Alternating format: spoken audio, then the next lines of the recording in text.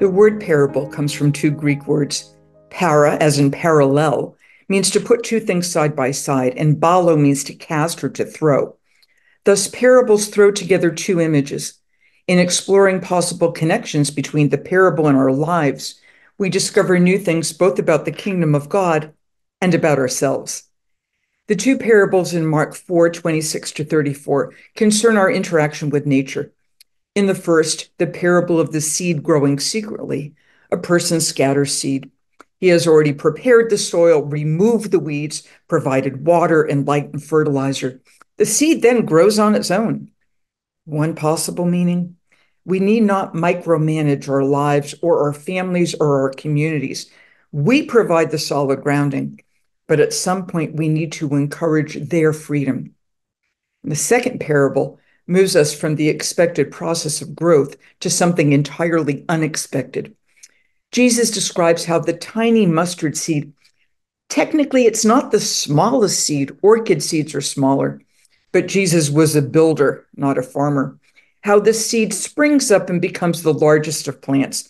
And even more amazing, that plant puts forth large branches so that the birds of the sky can dwell in its shade. Mustard seeds do not yield giant plants. Mustard plants grow to about 5 feet, and birds do not nest in their branches. Jesus takes us from the natural to the visionary, from what we can see to what we can only imagine. That is what parables do. They help us think about the world in new ways. Some readers, noting the contrast between the small seed and the large tree, find an image of the growth of the church or of their own faith. Jesus will speak of faith the size of a mustard seed that can move mountains. That's Matthew 17:20 and also Luke 17:6. And so the parable becomes a message not only of encouragement, but also of empowerment. Because mustard seeds grow not into giant trees, but rather into small bushes. Other interpreters find messages about resurrection when our bodies become perfect and glorious. We might conclude that the birds represent the Gentile nations who flock to the limbs of the church, an image related to Ezekiel 31:6, and so they find a gospel of universalism. Or more practically, we can note that mustard has medicinal and culinary properties, and so recognize that even weeds can be beneficial. Sometimes, however, interpreters see what is not there. Some Christian interpreters suggest that mustard seeds are unclean and that the parable does away with Jewish dietary laws. That's an incorrect reading. A few years ago, I wrote with Rabbi Sandy Eisenberg Sasso a children's book called The Marvelous Mustard Seed.